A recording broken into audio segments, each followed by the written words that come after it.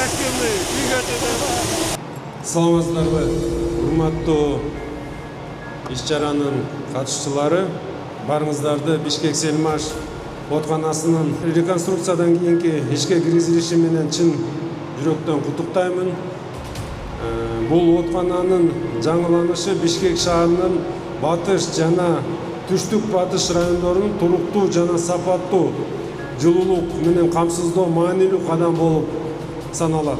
Эми мен өзүмдүн атыман, ушул Бишкек шаарынын тургундарынын атынан жана биздин өлкөбүздүн жетекчиликтин атынан чоң ыраазычылык билдирем. Негизи мындай ишке кириш өзү эле кыйын.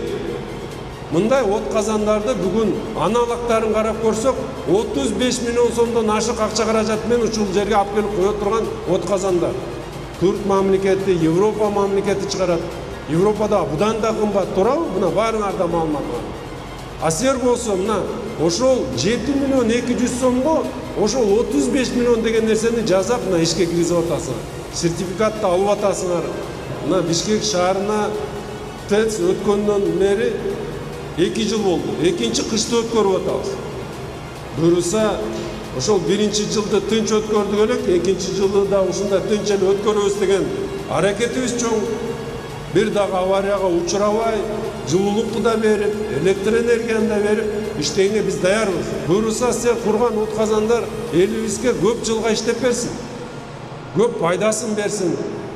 Силерге дагы жакшы сөздөр айтылып, алкыштар эле айтылып турсун. Кандай силер ушу таза эмгек кылып аткан болсоңор, ушу жакшылыктардын баары силерге да кайрылып келсин.